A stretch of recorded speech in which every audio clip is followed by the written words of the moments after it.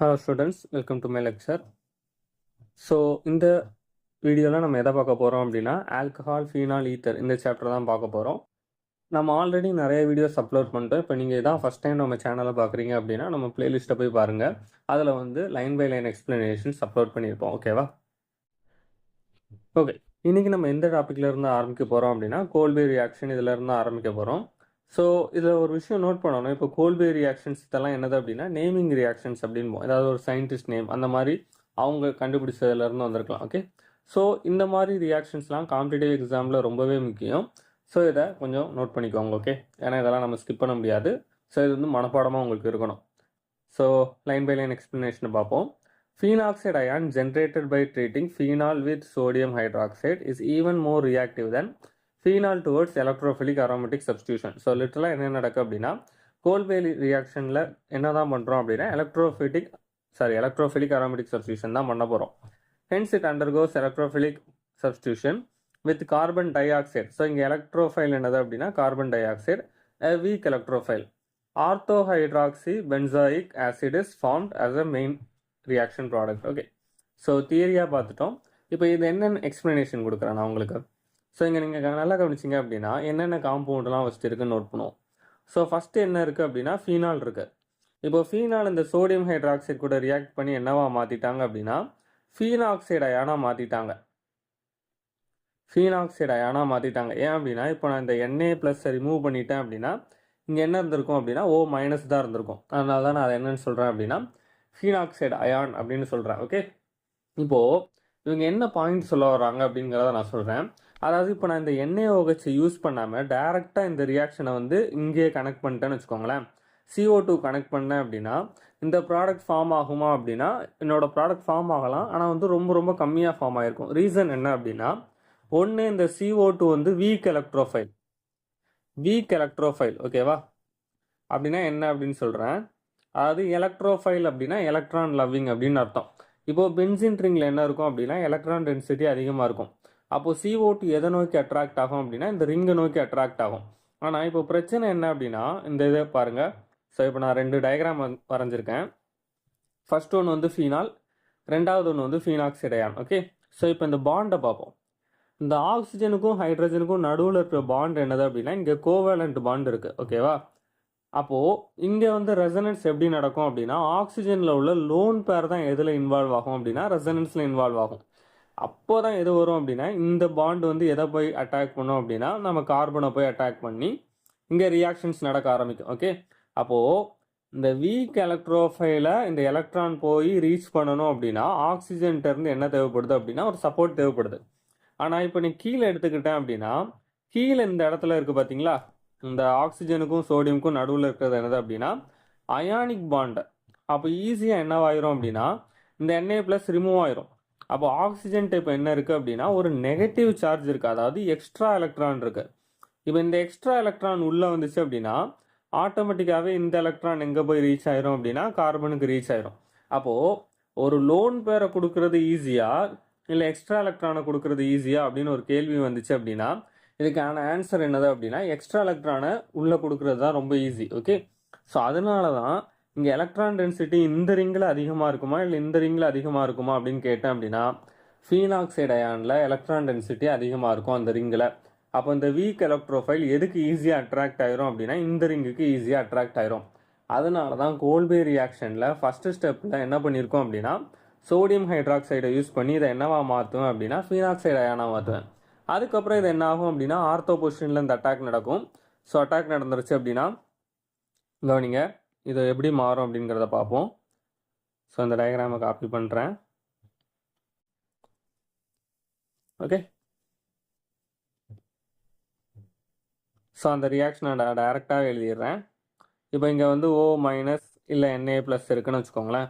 இங்கே எதை அட்டாச் ஆகிருக்கும் அப்படின்னா C+O அட்டாச் ஆகிருக்கும். அதாவது அந்த ஹைட்ரஜன் அதெல்லாம் நடக்கும், அரோமடைசேஷன் அந்த இதெல்லாம் நடக்கும் இன்பிட்வீன் ஸ்டெப். நான் அதெல்லாம் ரொம்ப டீட்டெயிலாக பேசலை.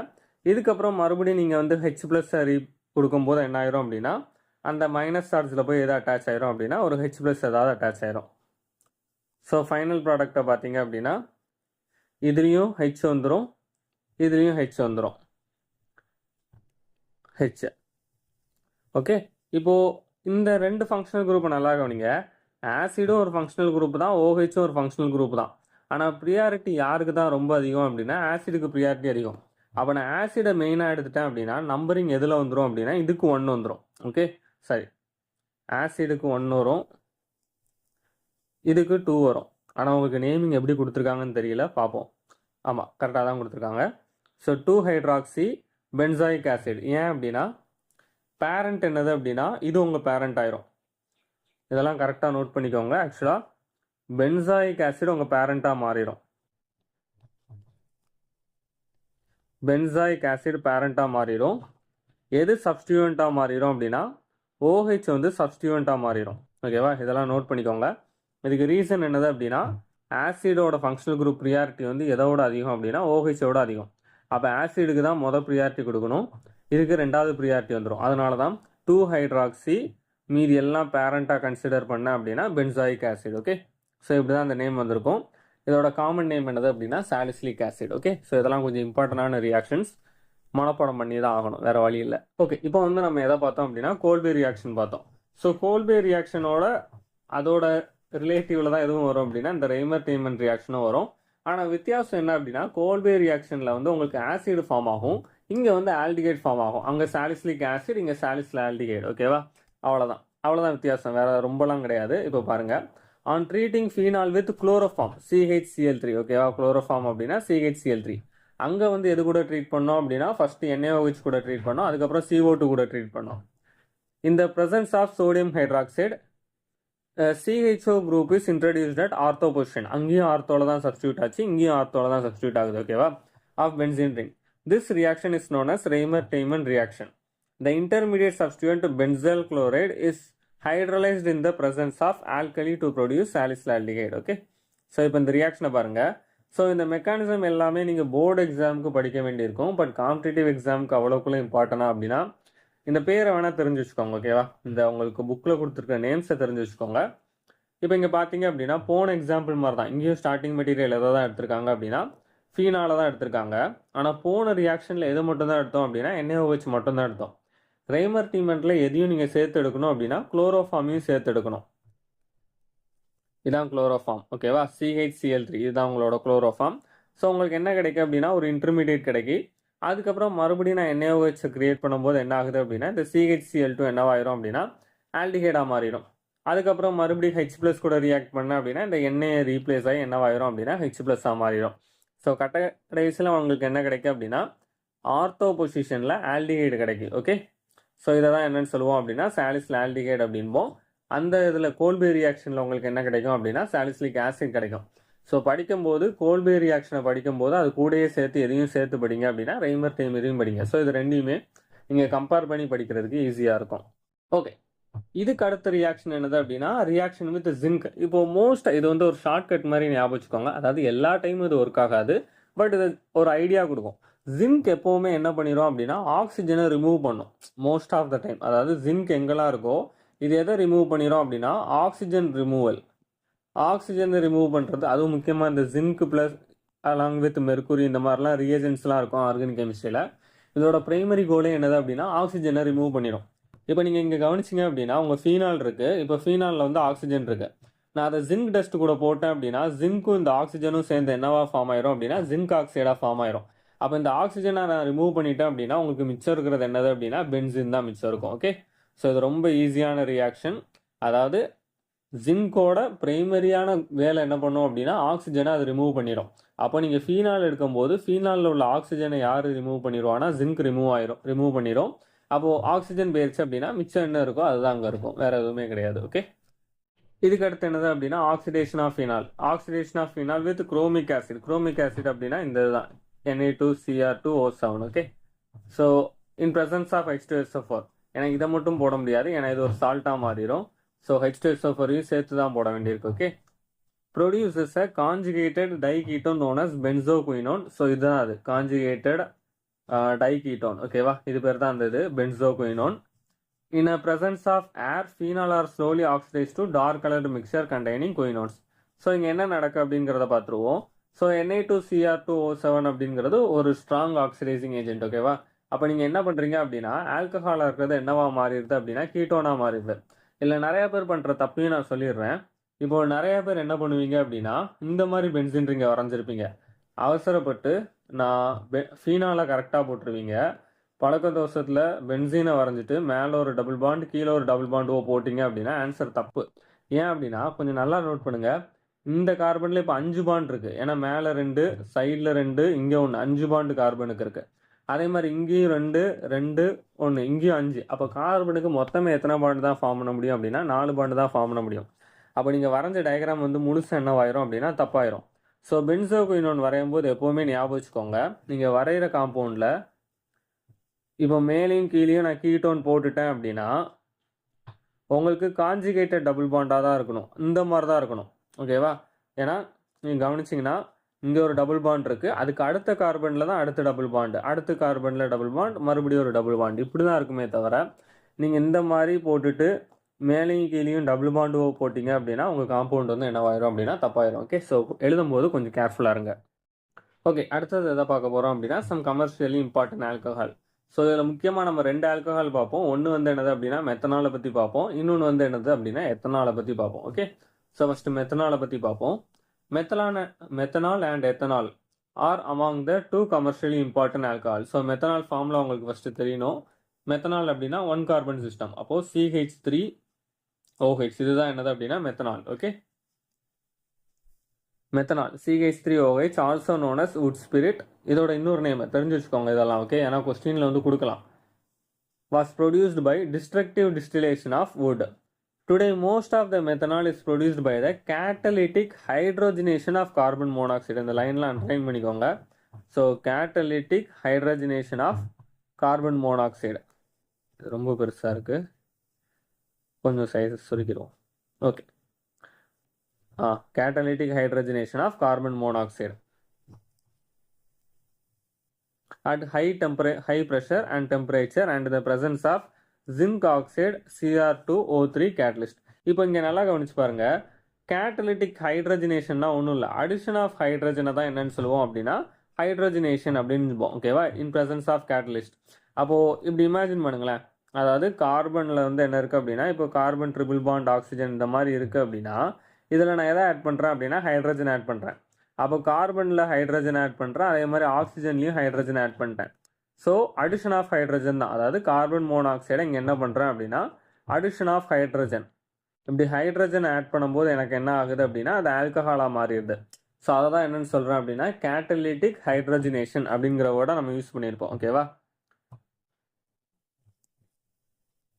Methanol is a colourless liquid and boils at 337 kelvin. இப்போ இதில் முக்கியமானது என்னது அப்படின்னா இதில் இந்த மாதிரி ஸ்டேட்மெண்ட்லாம் கொஞ்சம் முக்கியமானது. ஓகேவா? ஸோ அது லிக்யூடா சாலிடா, இது லிக்யூடாக இருக்கிறதுக்கு காரணம் என்ன அப்படின்னா intermolecular hydrogen bonding. It is highly poisonous in nature. Injection of even small quantities of methanol can cause blindness and large quantity cause even death. Methanol is used as a solvent in paints, varnishes and chiefly for making formaldehyde. So இப்போ நீங்கள் கவனிச்சிங்க அப்படின்னா இந்த இடத்துல blindness அப்படின்னு கொடுத்துருக்காங்கல்ல, இது ஒரு real life எக்ஸாம்பிள்னு நான் சொல்கிறேன். ஃபார் எக்ஸாம்பிள் இதெல்லாம் நம்ம டிவியில் நியூஸில் அடிக்கடி பார்ப்போம். இந்த கள்ளச்சாராயம் அப்படிங்கிற ஒரு நியூஸ் வந்து அடிக்கடி பார்ப்போம். அதில் முக்கியமாக பார்த்தீங்க அப்படின்னா இந்த கள்ளச்சாராயத்தில் வந்து கலப்படம் இருந்தனால நிறையா பேருக்கு கண் தெரியாமல் போயிடுச்சு, இல்லை சில பேர் இறந்துட்டாங்க இப்படின்லாம் நியூஸ் பார்ப்பீங்க.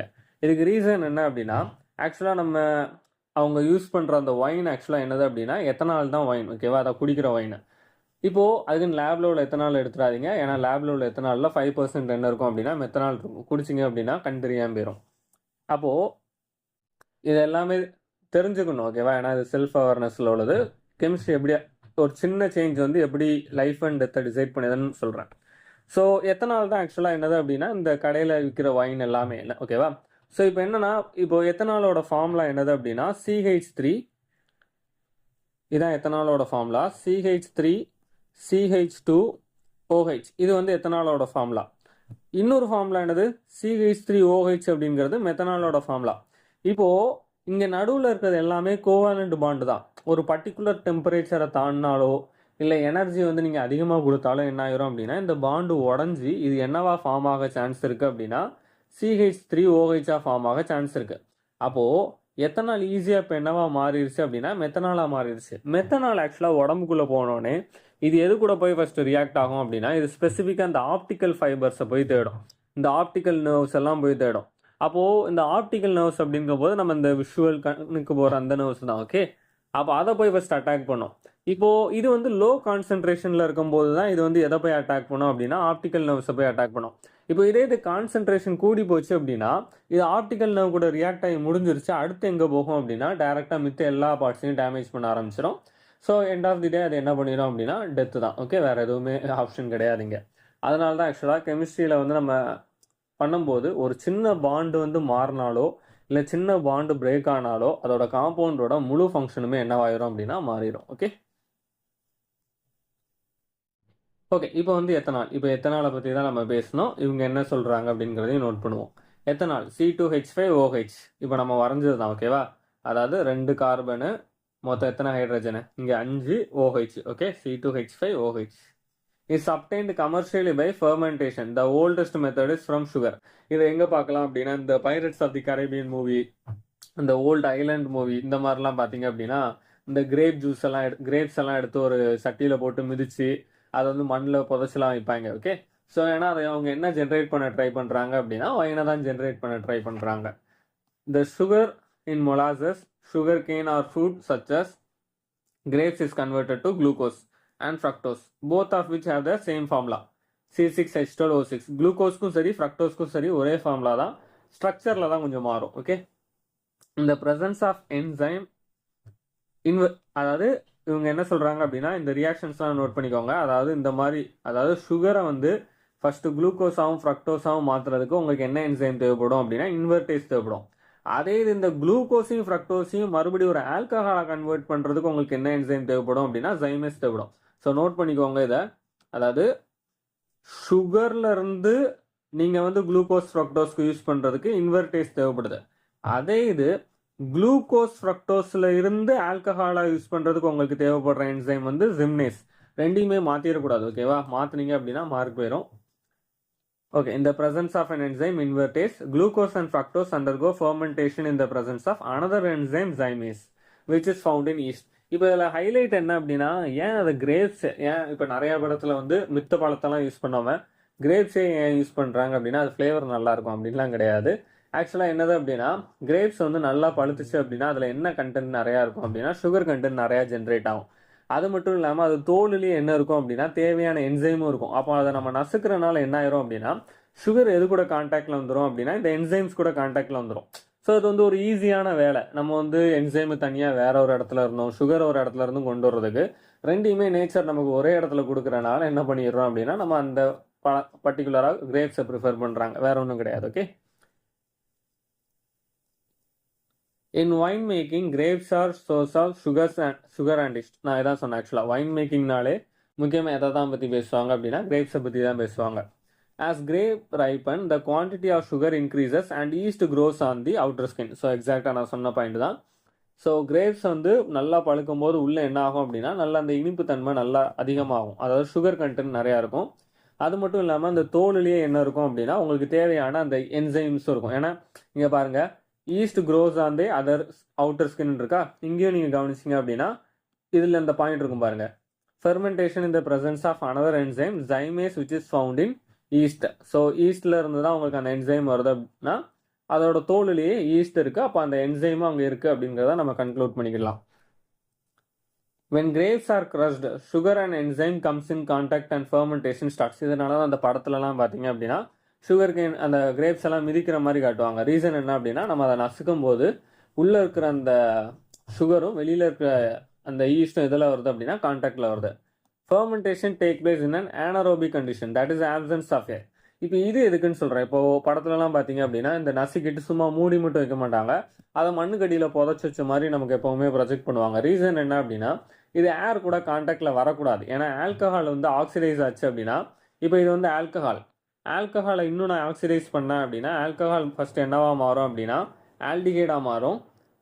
இன்னும் நல்லா ஆக்சிடைஸ் ஆயிடுச்சு அப்படின்னா ஆசிடாக மாறிடும். இப்போ பிரச்சனை என்ன அப்படின்னா ஆல்கஹாலுக்குன்னு ஒரு யூனிக் டேஸ்ட் இருக்கும். ஏன்னா நீங்கள் படத்துலலாம் பார்த்தீங்க அப்படின்னா நிறையா வகையான ஆல்கஹால் பாட்டில்ஸ் வச்சுருப்பாங்க. ஒவ்வொன்றுக்கும் அந்த இயர்லாம் போட்டு அதோட ப்ரைஸ்லாம் மாறும். இதெல்லாம் ரீசன் என்ன அப்படின்னா ஒவ்வொரு ஒயினுக்கும் ஒரு டேஸ்ட் இருக்கும்.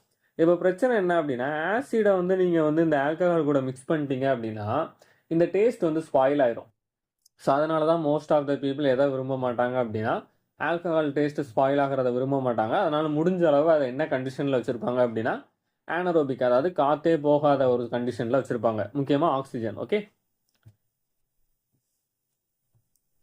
fermentation take place in anaerobic condition, that is absence of air. So இந்த இதெல்லாம் நோட் பண்ணிக்கோங்க. Carbon di oxide is release during fermentation, அதாவது CO கேஸ் ரிலீஸ் ஆகுது. The action of zymase is inhibited once the percentage of alcohol formed exceed 14%. அதாவது இவங்க என்ன சொல்கிறாங்க அப்படின்னா இப்போ 14% ஆல்கஹாலை தாண்டிருச்சு அப்படின்னா உங்களோட எந்த என்சைம் வேலை செய்கிறத நின்றும் அப்படின்னா ஜைமேஸுங்கிற என்சைம் வேலை செய்கிறத நிப்பாட்டிடும் அப்படிங்கிற மாதிரி சொல்கிறாங்க. If air gets into fermentation mixture, the oxygen of air oxidize ethanol to ethanoic acid. நான் ஆல்ரெடி சொன்ன மாதிரி இப்போ என்னவா மாறுது அப்படின்னா ஒருவேளை உங்களோட மிக்சரில் தப்பி தவறி ஆக்சிஜன் என்டர் ஆயிடுச்சு அப்படின்னா ஆல்கஹால் என்னவா மாறிடும் அப்படின்னா ஆசிடாக மாறிடும். Which in turn destroys the taste of the alcoholic drink. இதான் நான் சொன்னேன். நீங்கள் ஆசிட் ஆட் பண்ணிட்டீங்க அப்படின்னா ஆசிட் எதோட டேஸ்ட்டை இது பண்ண ஆரம்பிச்சிடும் அப்படின்னா உங்கள் ஆல்கஹாலோட டேஸ்ட்டை மாற்ற ஆரம்பிச்சிடும். Ethanol is a colourless liquid which boiling point 351 kelvin. இதோட பாயிலிங் பாயிண்ட் அதிகமாக இருக்கிறதுக்கு ரீசன் என்ன அப்படின்னா இன்டர்மாலிகுலர் ஹைட்ரஜன் பாண்டிங் தான். It is used as a solvent in paint industry and in the preparation of number of carbon compounds. The commercial alcohol is made unfit for drinking by mixing it some copper sulfate. இப்போ இதை தான் நான் சொன்னேன். ஆக்சுவலாக commercial alcohol அப்படின்னு இவங்க சொல்கிறது என்னது அப்படின்னா இந்த லேப்லலாம் யூஸ் பண்ணுவாங்க ஆல்கஹால், அதுவும் என்னது அப்படின்னா எத்தனால் தான். அப்போ நிறைய பேர் என்ன நினச்சிருவாங்கன்னா அப்போ கடையில் விற்கிற எத்தனாலும் இதுவும் ஒன்று தானே, அப்போ குடிக்கலாம் அப்படின்னு நினைப்பீங்க. ஆக்சுவலாக இவங்க டீசெண்டாக என்ன போட்டிருக்காங்கன்னா காப்பர் சல்ஃபேட் மட்டும்தான் போட்டிருக்காங்க. ஆனால் லேபில் உள்ள எத்தனால் பாட்டில் எடுத்து நீங்கள் திருப்பி பார்த்தீங்க அப்படின்னா அதில் என்ன இருக்கும் அப்படின்னா 5% மெத்தனால் இருக்கும். இப்போ தான் நம்ம மெத்தனாலை படித்தோம். மெத்தனாலை நீங்கள் தப்பி தவறி குடிச்சிட்டிங்க அப்படின்னா கண்ணு தெரியாமல் போயிடும். எக்ஸ்ட்ரீம் கேஸ் போச்சு அப்படின்னா அவ்வளோதான் முடிஞ்சது அப்படின்னு இப்போ தான் நம்ம மேலே பார்த்தோம். Okay, so copper sulphate add பண்ணுறாங்க. And pyridine foul smelling liquid, it is known as denaturation of alcohol. உங்கள் போர்டு எக்ஸாம்பிள் இதெல்லாம் கேட்கறதுக்கு வாய்ப்பு இருக்குது. What is known as denaturation of alcohol அப்படின்னா ஆல்கஹால் வந்து அதாவது நம்ம கமர்ஷியலாக யூஸ் பண்ணுற ஆல்கஹாலை யாரும் குடிச்சிடக்கூடாது அப்படிங்கிறதுக்காகவே அவங்க என்ன பண்ணுறாங்க அப்படின்னா 2 தான் ஆட் பண்ணுறாங்க. ஒன்று காப்பர் சல்ஃபேட், இன்னொன்று என்னது அப்படின்னா பிரிடின். ஸோ காப்பர் சல்ஃபேட் எதுக்காக ஆட் பண்ணுறாங்க அப்படின்னா கலருக்காக ஆட் பண்ணுறாங்க. பிரிடின் எதுக்காக ஆட் பண்ணுறாங்க அப்படின்னா ஃபவுல் ஸ்மெல், மோசமான ஸ்மெல் வரும். ஓகேவா? Nowadays a large quantities of ethanol is obtained by hydrogenation of ethene. Okay, இதுக்கப்புறம் ஃபுல்லாக ஈத்தர் சுரந்துடும். இதை வந்து நம்ம நெக்ஸ்ட் வீடியோவில் பார்ப்போம். ஸோ இந்த வீடியோவில் நம்ம மோஸ்ட்டாக தியரி தான் பார்த்தோம். ஒருவேளை உங்களுக்கு இந்த வீடியோவில் எதுவும் குறைகள் அப்படி இல்லை உங்களுக்கு எதுவும் சஜஷன் இருந்துச்சு அப்படின்னா கமெண்ட் செக்ஷனில் கமெண்ட் பண்ணுங்கள். ஒருவேளை வீடியோ உங்களுக்கு யூஸ்ஃபுல்லாக இருந்துச்சு அப்படின்னா உங்கள் ஃப்ரெண்ட்ஸ் எல்லாருக்குமே ஷேர் பண்ணுங்கள். நம்ம சேனலையும் சப்ஸ்கிரைப் பண்ணுங்கள். Have a nice day. Bye.